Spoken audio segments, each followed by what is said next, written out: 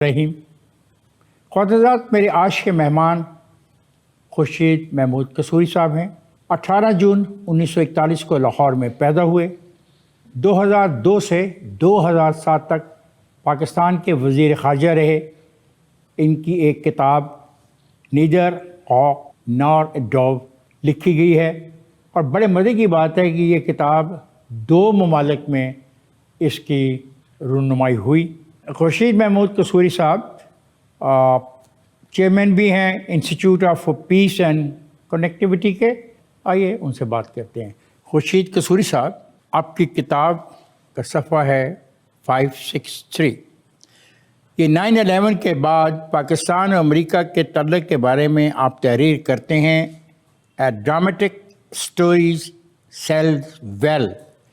کہ آپ کے نزدیک صدر بش کا یہ جملہ آر یو ود اس اور اگینسٹ اس پاکستان کو ایک دھمکی تھی؟ جو انیشلی آیا تھا اسٹیٹمنٹ، وہ سیکرٹری اسٹیٹ کولن پال کا تھا، اور انہوں نے سعودی عربیہ، یو اے ای، پاکستان، بہت سے ملکوں کا نام لیا تھا کہ اب وقت آ گیا ہے کہ آپ بتائیں یو ود اس اور اگینسٹ اس۔ پریزیڈنٹ بش نے اس کو ریپیٹ کیا تھا۔ کیا یہ بات آپ کے صدر کو نہیں کہی گئی تھی؟ نہیں، آر یو ود اس اور اگینسٹ اس صدر کو نہیں کہی گئی تھی، یہ تو ہر ایک کو کہی گئی تھی۔ اور اس سے پہلے جب یہ بات ہوئی ہے، شاید اس وقت 9 گھنٹے کا فرق تھا واشنگٹن میں اور اسلام آباد کے وقت میں، تو ہمارے بندوں کو اس وقت، میرا خیال جنرل محمود وہاں تھے اس وقت، if my memory serves me well، in Washington. وہ کسی اور سلسلے میں گئے ہوئے تھے۔ جو وہ گئے ہوئے تھے، یہ ساری چیز ان کو بتا دی گئی تھی اور انہوں نے یہاں کمیونیکیٹ کر دی تھی، اور اس کے بعد ایک کور کمانڈرز کی کانفرنس بھی ہو چکی تھی۔ جو بھی فیصلے تھے یہاں کر لیے گئے تھے کہ ان کو جواب کیا دینا ہے، لیکن یہ بڑی زبردست سٹوری بنتی ہے کہ انہوں نے کہا اور آپ زمین پہ ڈھیر ہو گئے۔ یہ بڑی ڈرامائی سٹوری ہے۔ Having said that, let me explain to your audience the context۔ Context کیا ہے کہ چین اور روس سپورٹ کر رہے ہیں امریکہ کو۔ نیٹو پہلی دفعہ انووک کر رہا ہے وہ جو کلیکٹیو ڈیفینس کا کلوز ہے۔ ہندوستان مرا جا رہا ہے اڈے دینے کے لیے۔ ایک گلف کا رولر، میں نام نہیں لیتا، سارے پروٹوکول توڑ کے کونسل جنرل کے گھر پہنچ گیا، یہ بتانے کے لیے کہ تمہیں آنے کی ضرورت ہے، ہم بتا رہے ہیں، ہم تمہارے ساتھ کھڑے ہیں۔ ان حالات میں جو فیصلہ کیا گیا، حالانکہ میں فورن منسٹر نہیں تھا، عبدالستار ایک بڑے منجے ہوئے ماشاءاللہ وہ ڈپلومیٹ تھے، فورن سیکرٹری تھے، اور کوئی ریزن نہیں کہ ان کی بات کو ڈاؤٹ کیا جائے، تو وہ یہ کہہ رہے ہیں کہ فیصلے کر لیے گئے تھے اور کچھ چیزیں نہیں مانی گئی تھیں۔ جو چیزیں نہیں مانی گئی تھیں، بعد ازاں جب آپ فورن منسٹر بنے تو آپ نے ان چیزوں کو جاننے کی کوشش کی؟ دیکھیے، جب میں فورن منسٹر تھا، ایک چیز آپ کو بتا دینا چاہتا ہوں، فورن منسٹر تو چھوڑیں، کسی کور کمانڈر کو بھی نہیں پتا ہوگا، جب فیصلے ہوتے ہیں it's on need to know basis. آپ کو ایگزامپل دیتا ہوں، کوئی ریکارڈ نہیں رکھا جاتا؟ اب آپ سنیے تو آپ حیران ہو جائیں گے۔ کوئی ریکارڈ نہیں رکھا جاتا؟ سیکرٹری آف اسٹیٹ شولٹس، وہ تو فورن منسٹر کے برابر سیکرٹری آف اسٹیٹ تھے، 0 ان کو پتا تھا۔ کس کو؟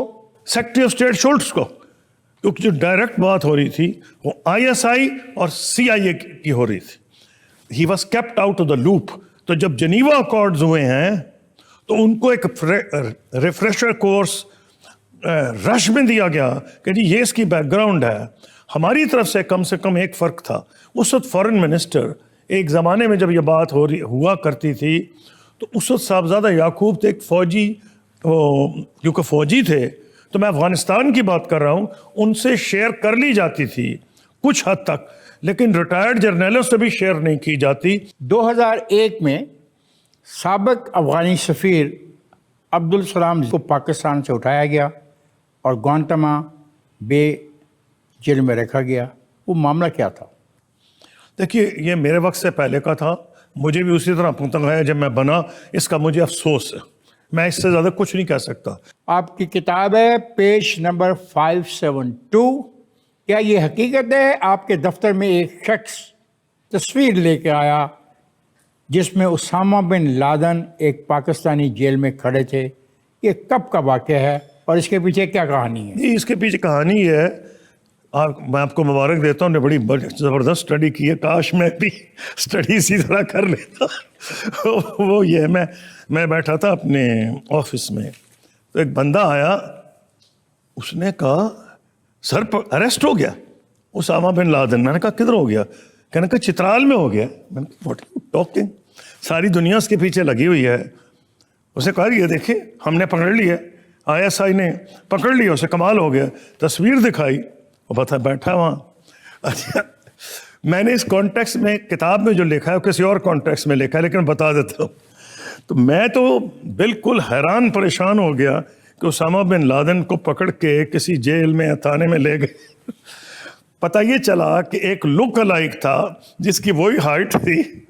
تو میں نے کہا یہ کہ اگر پاکستان اتنا چھپانا چاہتا تھا اسامہ بن لادن کو، تو کیا وجہ ہے کہ یہ میں نے خود تصویر آنکھوں سے دیکھی ہے کہ اس کو ISI نے اریسٹ کر لیا اور اریسٹ کر کے ہمارے سامنے تصویر لے آئے. بعد میں پتہ چلا کہ وہ اسامہ بن لادن نہیں، کوئی اور سام ہے. کیا برطانیہ اور امریکہ نے 2002 کے بعد ہم پر یہ دباؤ ڈالا کہ پاکستان کی سرزمین کسی طور پر بھی ہندوستان کے خلاف استعمال نہیں ہوگی؟ نہیں، برطانیہ امریکہ کیا، بالکل یہ تو ساری دنیا میں کہہ رہی تھی، کیونکہ ہم تھے حلیف امریکہ کے، ہندوستان حلیف نہیں تھا.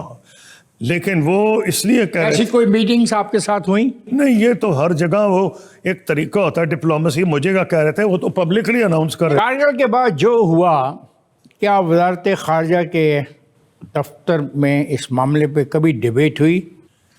دیکھیے میں سمجھ رہا ہوں، اور میں نے لکھ بھی دیا کتاب میں، جس پہ کچھ پریزیڈنٹ مشرف ناراض تھے کیونکہ انہوں نے مجھے خط لکھا تھا. انہوں نے مجھے کہا، کتاب میں ایگری کے لیے رکھا ہوا ہے، اس میں انہوں نے کہا I have read your book، پھر میں ترجمہ کر دوں گا آپ کے لیے. I thoroughly disagree with your views on Kargil and your resignation، جس کی میں نے کوئی پبلسٹی نہیں کی کیونکہ میں ڈیمیج نہیں کرنا چاہ رہا تھا.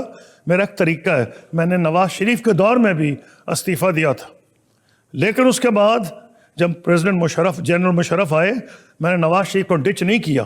میں ان کم لوگوں میں تھا جو جیل چلا گیا تھا ملنے کے لیے، نہ کراچی گیا تھا. تو میرے یہ اپنا جو میرا سٹینڈرڈ تھا اس کے خلاف تھا کہ اب میں نانسنس بولنے لگوں جو کئی لوگ بولے ہیں مشرف کے خلاف. تو انہوں نے کہا، میں نے کتاب میں ضرور لکھ دیا، انہوں نے کہا I thoroughly disagree with what you have said on Kargil and your resignation but it is stated truthfully. اتنی بڑائی پریزیڈنٹ مشرف میں تھی کہ باوجود وہ مجھ سے ڈس ایگری کر رہے تھے، انہوں نے یہ لیٹر لکھا. آپ کہتے ہیں 2006 میں بھارت کے ساتھ تمام معاملات حل ہونے کے قریب تھے، مگر وہ 3 کون سی وجوہات تھیں جن کی بنا پر یہ بات مکمل نہ ہو سکی؟ وہ جو پہلی بات تو ہماری بد نصیبی یہ تھی کہ ہم نے ان کو، ایک تو یہ جو ہر وقت الیکشن ہونے ہیں نا ہندوستان میں، کبھی اسٹیٹ الیکشن ہے تو کبھی سینٹرل الیکشن ہے. ہم نے ان کو بلایا تھا ستمبر یا اکتوبر میں 2006 کہ آئیں تاکہ یہ کفر ٹوٹ جائے. کریک کے اوپر انہوں نے آ کے دستخط کر دینے تھے، اور اس سے یہ کفر جو ہے نا کہ نہیں کر سکتے کچھ بھی حل. ان کے لیے اگر انڈس بیسن بھی ہے تو ورلڈ بینک کی ضرورت ہے، وہ انہوں نے آ کر آیا. یہ اپنے کفر توڑ دینا تھا، وہ آتے اور توڑتے. 5 ریاستوں میں الیکشن ہو رہے تھے، اس بنا پہ انہوں نے ہمیں ریکویسٹ کی کہ آپ اس کو ڈیلے کر دیں، نہیں تو اپوزیشن اس کو ایکسپلائٹ کرے گی. میری visit to Pakistan during elections ہم نے ان کو دے دی مارچ کی ڈیٹ. اگر ان کو پریزیڈنٹ مشرف اتنے ڈیمانڈ میں تھے دنیا میں کہ ان کا ٹائم ٹیبل ہی الاؤ نہیں کر رہا تھا ارلی وزٹ، ہم نے کہہ دیا مارچ. اور مارچ میں تو آپ کو پتہ ہے افتخار چودھری صاحب کے معاملے میں ایک موقع ملا، اس پہ اپوزیشن، میڈیا، وکلاء سب اکٹھے ہو گئے. سونیا گاندھی غالباً یہ چاہتی تھی کہ یہ کریڈٹ راہل گاندھی کو ملے، اور تیسرا آپ نے بتایا کہ افتخار چودھری کی تحریک شروع ہوگی. افتخار چودھری کی تحریک ہے کیا؟ یہ افتخار چودھری کی جو تاریخ ہے وہ یہ ہے کہ تاریخ ہی اب جج کرے گی کہ جتنا نقصان انہوں نے پہنچایا ہے، غرق کر کے چلے گئے اسٹیل مل، کتنے ارب کا نقصان ہے. کسی جج سے حساب تو نہیں لیا جا سکتا نا. کیوں نہیں لیا جا سکتا؟ نہیں، ان کے گھر تو نہیں بیچے جا سکتے. کیوں نہیں بیچے جا سکتے؟ اچھا ٹھیک ہے، یہ مجھے دس از مائی کوسچن.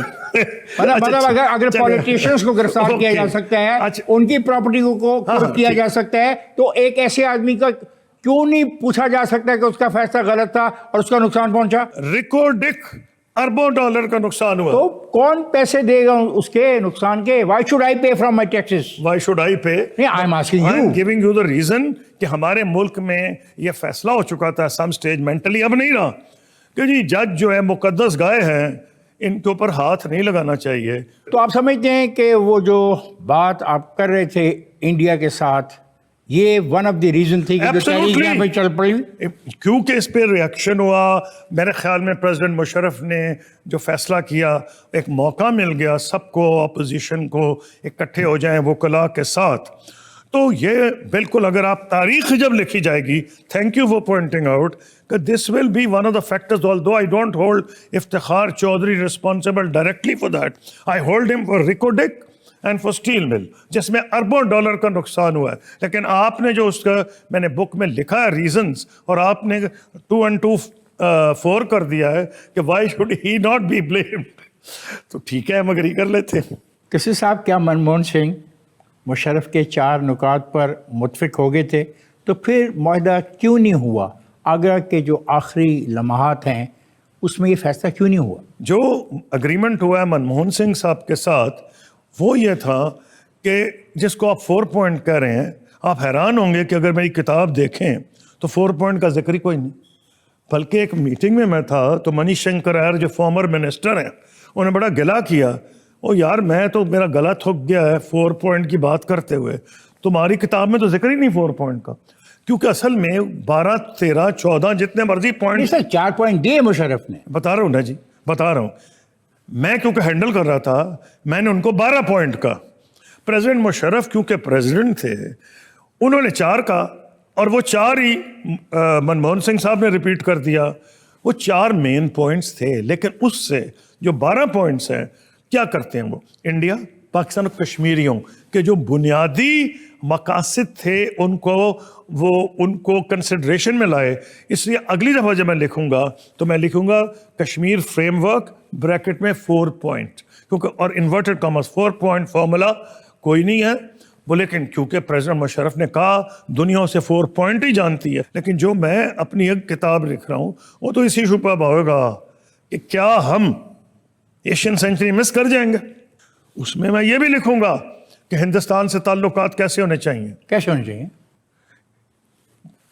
پرابلم آ رہا ہے کچھ اور ہے، گراؤنڈ ریالٹی چینج نہیں ہوئی. دیکھیے جب میں آپ کو گراؤنڈ ریالٹی چینج ہوئی نہیں ہوئی 370 جی، میں روز ملتا ہوں یار، ہر تیسرے میری ٹریک 2 پہ نام نہیں لوں گا، اس ٹریک کا نہ جنگل کا نام لوں گا، کانفیڈینشیل ہے. Senior retired Indian generals, senior ministers, senior diplomats, ہم ملتے ہیں. اگلی میری میٹنگ 1-2 مہینے کے اندر ہی ہے، 3 مہینے پہلے بھی ہو چکی ہے. آپ حیران ہوں گے ابھی بھی ہماری 4 پوائنٹس پہ ہی بات ہوتی جو ہم ٹریک 2 پہ بات. کیوں؟ اس کی وجہ میں کہتا ہوں کہ حالات جیسے آپ نے کہا بدل گئے. میں نے بدل کیا گئے؟ تم نے کہا پارلیمنٹ میں 370، ہماری پارلیمنٹ کہہ دے تمہارا حصہ کشمیر کا ہمارا حصہ ہے، تو اس سے کیا فرق ہے؟ It's an international dispute. Number 2 more than that, اگر تو کشمیری ریکنسائل کر گئے ہوتے انڈین پوزیشن سے، اور وہ کہتے ہیں ہم بڑے اچھے بھارتی ہیں، ہم بھارت کے فلیگ کو سلوٹ کرتے ہیں، وہاں تو بلیک ڈے ہوتا جس دن بھارت کی وہ ہے. تو یہ ایشو ڈیڈ نہیں ہے، یہ چلتا جائے گا. صرف بدنصیبی ہے کہ بائیڈن نے جو پروگرام دیا تھا 8 مہینے سال پہلے، یہی تھا، یہ جو اب تو اس سے بھی ٹرمپ آگے نکل گیا، یہی تھا جس کو ابھی جو سیز فائر ہوئی ہے اس میں 30,000 فلسطینی اور مارے گئے، یا کچھ اور کشمیری سفر کریں گے.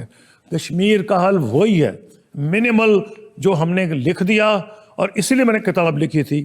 میں نے پریزیڈنٹ مشرف کو بھی کہا تھا کہ ہمارا ورک کیا منیمل ہے. جو میں نے اس میں لکھا ہے کہ نمبر 1 بڑی جنگیں ہو گئی، نہ انڈیا ہم سے کشمیر لے سکا نہ ہم انڈیا سے لے سکے جو ان کے قبضے میں ہے، تو اب جنگ سے تو اس کا حل نہیں. نمبر 2 وہ بھی نیوکلیئر پاور ہے، ہم بھی نیوکلیئر پاور ہے، ان کے پاس سوفسٹیکیٹڈ میزائلز ہیں، ہمارے پاس بھی. فرسٹ اسٹرائک کس کے پاس ہے؟ فرسٹ اسٹرائک پاگل کے پاس ہے. تو اس لیے کیونکہ فرسٹ اسٹرائک تو یہ ہے کہ دوسری میں آپ کا اسمپشن یہ ہے کہ فرسٹ اسٹرائک ہوگی تو بچ جائے گا. آج میں آپ کو ایک بات بتا دوں, فرسٹ اسٹرائک کر کے بچے گا کوئی نہیں. کیوں کہ اب جو ہے اسے ٹرائی ایٹ کہتے ہیں. اب جو ہمارے پاس ہے, ہم ہوا سے بھی ڈسٹروائے کر سکتے ہیں, نیوی سے بھی ڈسٹروائے کر سکتے ہیں, ہم سب مرین سے بھی ڈسٹروائے کر سکتے ہیں. تو اگر کوئی خدا نہ خواستہ کہیں پاگل دونوں ملکوں میں سے ایک کسی شہر کو تباہ کرے گا تو دوسرے کا شہر انڈر نیوی سے تباہ ہو جائے گا. تو اس لیے چھوڑ دیں, بچ ہی نہیں سکتا کوئی. ابھی پاکستان اور انڈیا کا مقابلہ کب ہوا ہے؟ لیٹسٹ ہوا ہے جب ایریل فائٹ ہوئی ہے, جو انہوں نے بالا کوٹ والا. میرے ورڈز نہ لیں, میں روز کے کم سے کم دنیا کے 16 آرٹیکلز پڑھتا ہوں, امریکہ, برطانیہ, ہندوستان, مڈل ایسٹ. میں انڈینز کو کوٹ کروں گا. انڈینز کہہ رہے ہیں Pakistan had the better of India. Shekhar Gupta نے لکھا ہے کہ Pakistan air force had the better of. پھر ہندوستانیوں نے بہانہ کرنے کیا, اوہ نہیں ان کا تو F-16 ہمارے فلاں, ہم نے ان کا F-16 گرا دیا.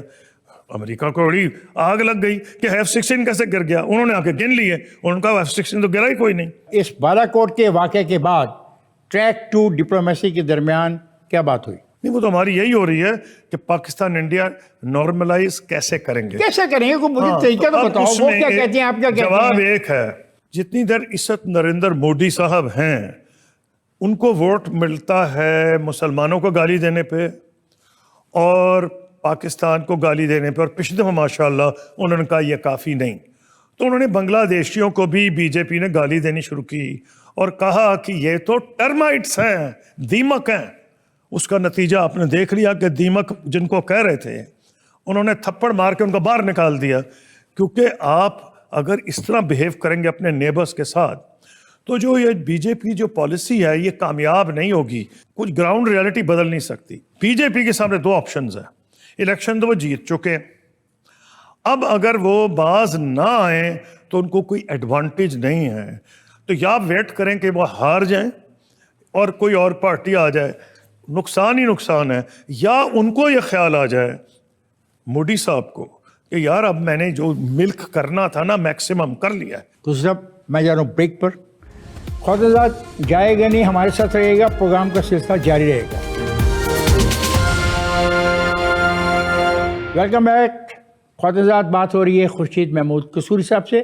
آئیے اس گفتگو کو جاری رکھتے ہیں. سر, کیا آپ کے علم میں ہے کہ آگرہ کی میٹنگ کے بعد اٹل بہاری واجپئی نے مشرف کے بارے میں کسی موقع پہ کہا he does not have the sense of history؟ موقع تو 36,000 ہیں, موقع گھڑا بھی جیا جا سکتا ہے.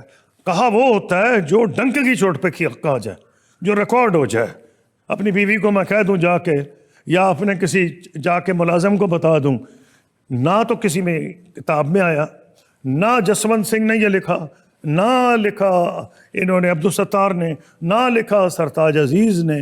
تو جب ایک چیز ہے ہی نہیں مصدقہ تو میں کمنٹ کیا کروں اس پہ؟ قصوری صاحب, دنیا کی بڑی طاقتیں کیوں کر نہیں چاہتی کہ انڈیا اور پاکستان میں کشمیر کا معاملہ حل ہو جائے؟ ہم دیکھتے ہیں کہ ایسٹ تیمور جو ہے وہ اسی صدی کے اندر ایک فیصلہ ہوا, ایک ریاست کو بنایا گیا, اس کو تسلیم کیا گیا. تو کشمیر کے معاملے میں یہ رویہ, میں کنسپریسی تھیوری تو بلیو ہی نہیں کرتا. اور مجھے تو مبارکیں آ رہی تھیں, مجھے ڈائریکٹ فون آیا کالن پال کے اور کانڈولیزا رائس کے کہ مبارک ہو, آپ حل کے قریب پہنچ رہے ہیں. انڈیا میں بھی انہوں نے مبارکیں دی ہیں. تو میں کیسے مان جاؤں یہ کہ جی یہ نہیں چاہتے تھے؟ بات یہ ہے, ایک ایسی چیز ہے کہ یو بورن انڈر سٹارز. جس طریقے سے پاکستان انڈیا بنے, اور اس وقت جو پہلا انڈیا کا پرائم منسٹر تھا انہوں نے انڈیا کے لیے بہت اچھے کام کیے, لیکن کیونکہ وہ کشمیری تھے, کشمیر کے معاملے میں سردار پٹیل کی ان سے بہتر سوچ تھی.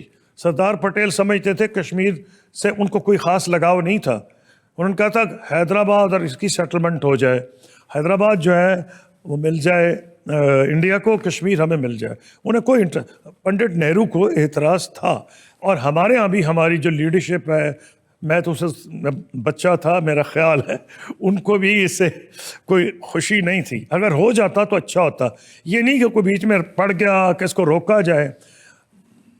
For many years United States تو پاکستان کو سپورٹ کرتا تھا یونائٹڈ نیشن میں. یہ لوگ اپنے مفاد کو سپورٹ کرتے. کیا آپ مسٹر پریم شنکر جھا کے اس موقف کی حمایت کرتے ہیں کہ کشمیر میں حاکمیت کا ایک ایسا خاکہ ترتیب دیا جائے گا جو دونوں ممالک کے لیے قابل قبول ہوگا؟ ہاں بالکل، حال ہی وہ ہوگا. 2005 میں اسرائیل کے حوالے سے آپ کا بیان ہے، اسلام آباد اسرائیل کو تب ہی تسلیم کرے گا جب فلسطینی یہودی ریاست کے ساتھ سمجھوتا کر لیں گے. آج اگر آپ سے یہ سوال کیا جائے تو آپ کا موقف کیا ہو؟ ایک میری عادت ہے خوش قسمتی سے، اس لیے ابھی تک ٹی وی والے دکھا نہیں سکے. ایک تصویر میں کچھ کہہ رہا ہوں، دوسری میں کچھ کہہ رہا ہوں. میں خوش قسمت ہوں. الجزیرہ میں نے جو اس وقت 2 کہا ہے، ستمبر 2005 میں نے جو اس وقت کہا ہے میں آج کہہ رہا ہوں. آپ میری کتاب پڑھ کے ہیں، میں نے تو نہیں پڑھی، لیکن میں نے چینج نہیں کیا. میں نے وہ کس وقت کہا جب میرے ساتھ اسرائیل کا ڈپٹی پرائم منسٹر کھڑا ہوا تھا. میں نے اس کے سامنے کہا تھا، اس کا چہرہ گر گیا تھا. اس کو یہ امپریشن تھا کہ جی شاید پاکستان اسرائیل کو ریکگنائز. جب میں جا رہا تھا نا تو اخبار آیا تھا اسرائیل میں، super power Muslim super power foreign minister meets Israeli deputy prime minister, کیونکہ وہ بہت کین تھے پاکستان کے ساتھ نارملائز کرنے میں، کیونکہ دنیا کی واحد نیوکلیئر پاور ہے. اور ان کو یہ بھی پتا تھا کہ ہماری میزائلز کی رینج کہاں تک ہے. اس وقت وہاں اس سے تک زیادہ تھی. میں نہیں کہوں گا. تو آپ کہتے ہیں آج بھی اسلام آباد اسرائیل کو تب ہی تسلیم کرے گا جب فلسطینی یہودی ریاست کے ساتھ سمجھوتا کر لیں گے. جبکہ 2 اسٹیٹ سولوشن کی طرف جائے. Okay, next question is you are a foreign minister.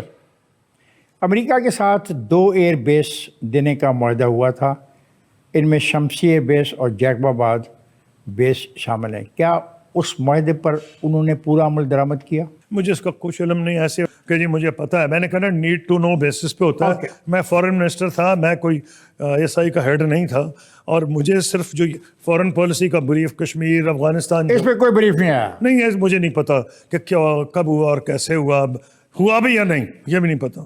یہ تو کوئی آئی ایس آئی کا چیف لکھے گا جب کتاب. آپ نے 2008 میں ایک پروگرام میں کہا کہ ملک کی خارجہ پالیسی پر اس ملک کے اندرونی حالات کا گہرا اثر پڑتا ہے.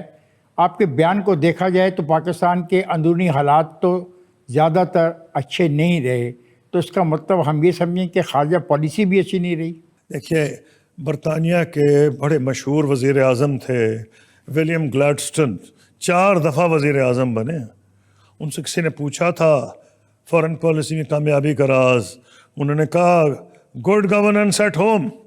یہ کوئی ڈاؤٹ ہی نہیں کہ جس ملک میں 10 تو گریباں ہیں، بات نہیں کرنا چاہتے سیاسی لیڈر، شکل نہیں دیکھنا چاہتے، دشمن ہیں، وجہ یہ کمزوری ہے. ہم جمہوریت میں کا جو بیسک عنصر ہے وہ ہے ٹالرنس. میں آپ کو بتاؤں، ہم نے سب چیزیں وہ اڈاپٹ کر لیں جو دیکھنے میں ایک جمہوری لگتی ہیں. ہماری سوچ جمہوری نہیں، سوچ ہماری ٹرائبل ہے، ہماری مونارکیکل سوچ ہے. جیسے ہوتا ہے نا اس کا بیٹا فلاں یہ وہ، ہمارے یہاں مونارکیکل سوچ. ہم برداشت. تو اب مجھے امید ہے کہ جیسے جیسے ایجوکیشن بڑھے گی اور یہ بچے جو مڈل کلاس کے بچے ہیں ان کی سوچ بھی مختلف ہے، ان کی وہ سوچ نہیں ہوگی. ہماری جو ہے ٹالرنس ہی نہیں. تو جب آپ جمہوریت کی بات کرتے ہیں، جمہوریت کیا ہے کہ ویسٹ منسٹر ماڈل ہم نے اڈاپٹ کر لیا، اور کیا ہوتا ہے، پہلا کام ہوتا ہے مقدمے ایک دوسرے کے اوپر کرتے ہیں، جھوٹے مقدمے کر کے جیلوں میں ڈال دیتے ہیں. ہر ایک نے یہ کیا. چل آگے چلتے ہیں.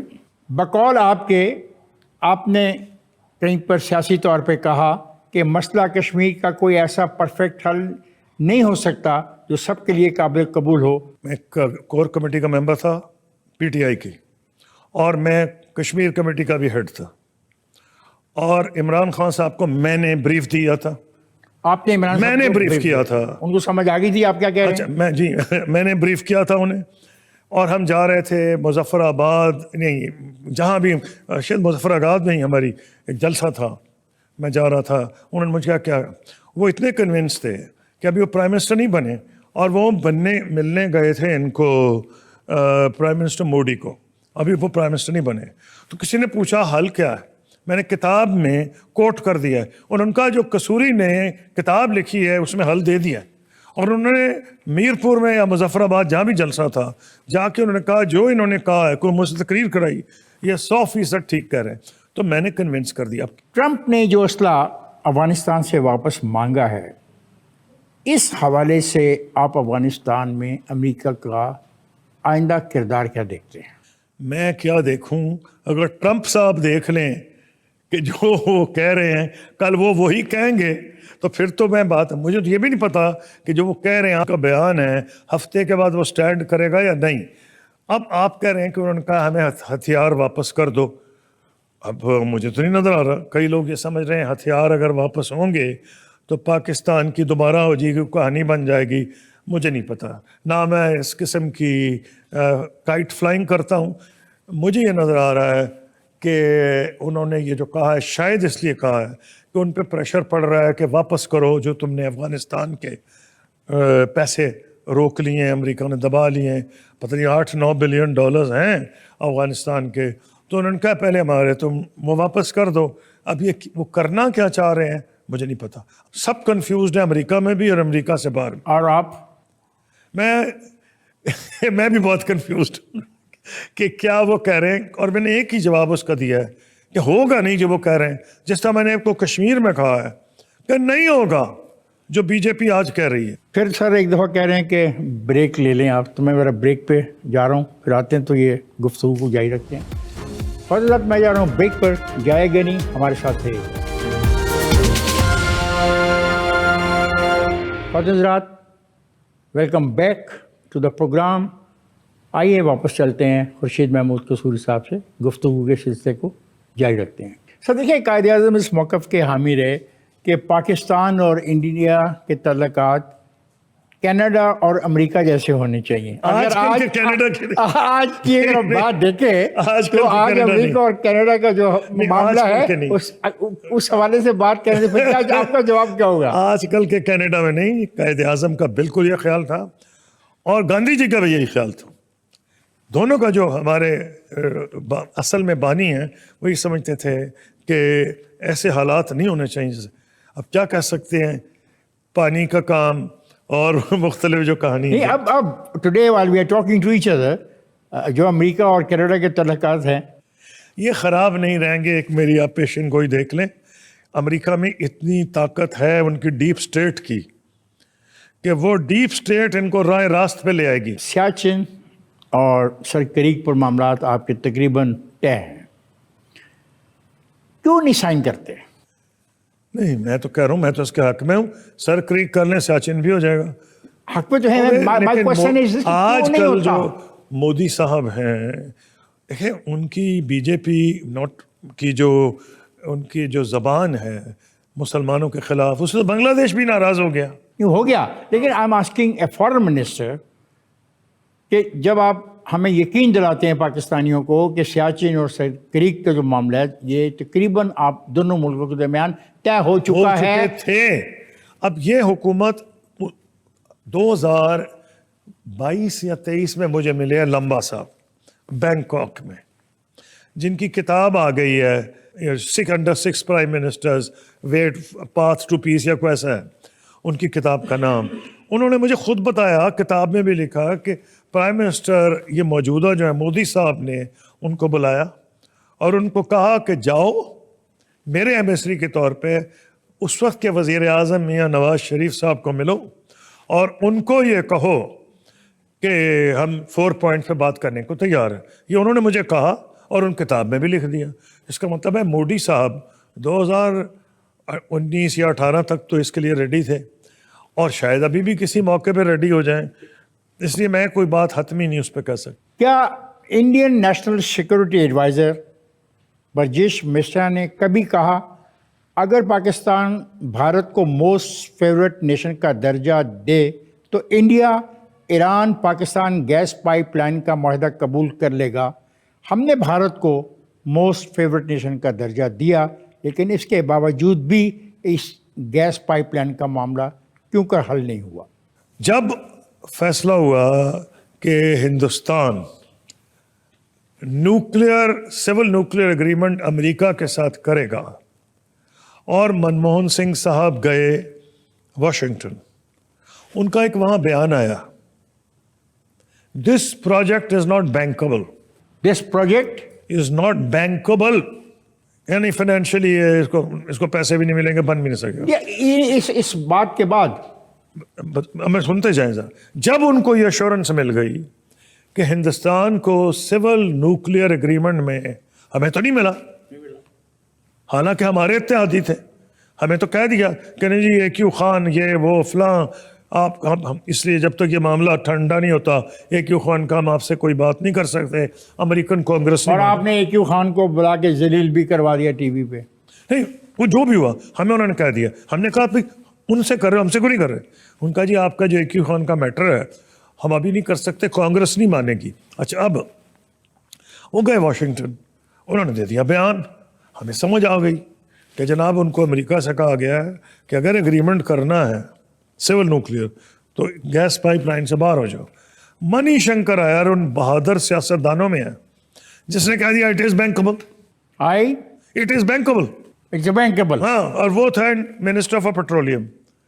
وزیر اعظم صاحب واپس آئے, ان سے عہدہ واپس لیا اور ان کو پنچایت راج کا وزیر بنا دیا گیا. کیا کبھی کسی موقع پر امریکہ نے گوانتانا بے میں گرفتار پاکستانیوں کی فہرست آپ کو فراہم کی, یا آپ نے کبھی ضرورت محسوس کی کہ وہ فہرست آپ کے پاس ہونی چاہیے؟ نہ صرف میں نے محسوس کی, میں نے کہا بڑا ظلم ہو رہا ہے جو تم بندوں کو ادھر وہاں بھیجے جا رہے ہو. میں نے کچھ کانکریٹ ڈیمانڈ کی تھی جو بھول گیا ہوں, کتاب میں لکھا ہوگا. آپ کہتے ہیں کہ ہمیں تاثر نہیں دینا چاہیے کہ ہم افغانیوں کے دشمن ہیں, ان کو اپنے ملک سے زبردستی بے دخل نہیں کرنا چاہیے. قصوری صاحب, ٹرمپ جیسا آدمی جو انسانی حقوق کا سب سے بڑا دعوے دار اور علمبردار ہے, اب یہی عمل کر رہا ہے, آپ کس کے موقف کی حمایت کریں گے, اپنے موقف کی یا ٹرمپ کے میں موقف تو کی؟ ہمیشہ اپنے موقف پہ قائم رہوں گا, ٹرمپ ہو یا کوئی اور. دیکھیے, میں نے جو کہا ہے میں آپ کو بتا دیتا ہوں. ہم نے ساری دنیا سے لڑائی کر لی افغانیوں کی خاطر, میں ہینڈل کرتا رہا ہوں. امریکن میڈیا مجھے ببانگ دول کہتا تھا آپ ڈبل گیم کھیل رہے ہیں, آپ ہم سے بھی دوستی کرتے ہیں اور ان کو بھی آپ سپورٹ کر رہے ہیں جو ہم پہ حملے کر رہے ہیں. اور میں کہتا تھا ایسی نہیں, آپ پاکستان کے حالات کو نہیں سمجھتے, ہماری بڑی کمپلیکیٹڈ سچویشن ہے, ایک ہی ٹرائب کے بندے ادھر بھی ہیں ادھر بھی ہیں, ان کی رشتہ داریاں بھی. آج بھی میں یہ کہتا ہوں, جو ہم پہ حملہ ہو رہا ہے, جو ہمارے نوجوانوں کو شہید کر رہے ہیں, ان کے لیے میری کوئی سمپتھی نہیں. لیکن ایک بات بالکل اسٹریٹجیکلی کلیئر ہے, ایک طرف ہندوستان بیٹھا ہے, دوسری طرف افغانستان ہے. افغانستان کو ہم اپنا دشمن بنا نہیں سکتے اور نہ ہمیں بنانا چاہیے. رشتہ داریاں ہیں, خون کے رشتے ہیں, تو ہمیں کرنا کیا چاہیے؟ تو میں نے یہ کہا تھا, جو میں ریپیٹ کر دیتا ہوں, کہ ہمارے ملک میں ہمارے جو لوگ باہر جاتے ہیں, یورپ میں, امریکہ میں, جو وہاں پیدا ہوتے ہیں, ان کو نیشنلٹی ہم دے دیتے ہیں. تو جس زمانے میں یہ خبریں آ رہی تھیں کہ لوگوں کو نکالا جا رہا ہے زبردستی, تو میں نے کہا ہمیں یہ تو امپریشن ڈیفینیٹ دینا چاہیے کہ ہم برداشت نہیں کریں گے جو ہم پہ حملے کر رہے ہیں یا ان کا ڈاؤٹ ہے. لیکن جو بچے یہاں پیدا ہوئے ہیں ان کو ہمیں ریکنسیڈر کرنا چاہیے کہ کیا نیشنلٹی, اگر وہ بچے بھی حملہ آوروں کے ساتھ شامل ہو جائیں پھر. اگر ہمیں جو آپ نے مجھ سے پوچھا Yes. تو میں وہی جواب دوں گا نا. تو میں نے کہا میں اپنی بات سے قائم ہوں, بدلوں گا نہیں, کہ جو بچے یہاں پیدا ہوئے ہیں آپ ان کو پاکستان کا تابع دار کریں, پاکستان کا ان کو وفادار کریں, ان کو سٹیک دیں پاکستان میں, اور نکالیں ان لوگوں کو جن پہ آپ کو شک ہے. لیکن 15, 16, 17, 18 سال کا جو بچہ ہے کراچی میں وہ پیدا ہوا ہے, وہ اس کو پتہ ہی کچھ نہیں افغانستان کے بارے میں, تو ایک نرم گوشہ پیدا ہوگا افغانستان میں بھی کہ یہ ہماری قوم کے خلاف نہیں ہے, یہ ان لوگوں کے خلاف ہیں جو دہشت گردی کر رہے ہیں. تو میرا کیا سلوشن ہے؟ all 3 options. ایک, don't give the impression you are anti Afghanistan. 2, ایک ٹرائبل آپشن ہے جو ہمارے خونی رشتے ہیں, ہمیں وہ بھی استعمال کرنا چاہیے, جرگے بھی کرنے چاہیے. اور ساتھ ساتھ اگر باز نہ آئیں, جیسے ہماری فوج نے حملہ کیا, اگر وہ باز نہ آئیں آف اینڈ آن, اگر انٹیلیجنس بیسڈ ہو ہمارے بارڈر پر, تو پھر جائز ہے, کیونکہ یہ ہم نہیں ادا کر سکتے کہ وہ آئے ہم پہ حملے کریں اور آرام سے چاہے. تو it has to be a difficult multi faceted policy. یہ امپریشن نہیں دینا کہ ہم دشمن ہو گئے افغانستان کے. خورشید قصوری صاحب, پاکستان کی عالمی سیاست کے حوالے سے کیا ترجیح ہے؟ دنیا میں معاشی طاقت کے جو 2 بڑے بلاکس بن چکے ہیں, पाकिस्तान को उन दोनों में से किस किस के साथ चलना होगा? पहली बात तो है कि दो ब्लॉक बने कोई नहीं, ये दौर है मिडिल पावर्स की राइज का, और उसकी आपको निशानी मिलती है शंघाई कोऑपरेशन ऑर्गेनाइजेशन जिसके मेंबर है, और ब्रिक्स जिसमें भारत हमारी मेंबरशिप में हायल है, क्योंकि भारत जो है वो फाउंडिंग मेंबर्स में है। एससीओ में वो नहीं है, हमें रोक नहीं सका, लेकिन ब्रिक्स में वो कोशिश कर रहा है हमें रोकने की। ब्रिक्स की जो मेंबरशिप है वो मिडिल पावर्स की है, और मेरी ख्वाहिश है ये जो ब्रिक्स, ब्रिक्स की हम बात करते हैं, इसमें शामिल होने से गरीबों का भी फायदा होगा कोई? हाँ होगा ना, क्योंकि हम किसी ग्रुप के मेंबर नहीं होंगे, हम अपने इंटरेस्ट देखेंगे कि ट्रेड में हमें कहाँ फ़ायदा है। और ये जो मुल्क है, हिंदुस्तान भी उसमें शामिल है, अमेरिका चीन को तो छोड़ ही देना, ब्रिक्स में रूस को भी छोड़, साउथ अफ्रीका भी शामिल है जिसने इसराइल के खिलाफ यूनाइटेड नेशंस में या वर्ल्ड कोर्ट में गया है। इसके अंदर सऊदी अरब भी अब जा रहा है। हमारी ख्वाहिश है, मेरी ख्वाहिश है हम जाएं, लेकिन हमें मुश्किल शुरू में आएगी क्योंकि हिंदुस्तान हमारी मुखालफत करेगा। Thank you very much Khurshid कसूरी साहब कि आपने मौका दिया इस मुलाकात का। Thank you very much, pleasure meeting you. Thank you.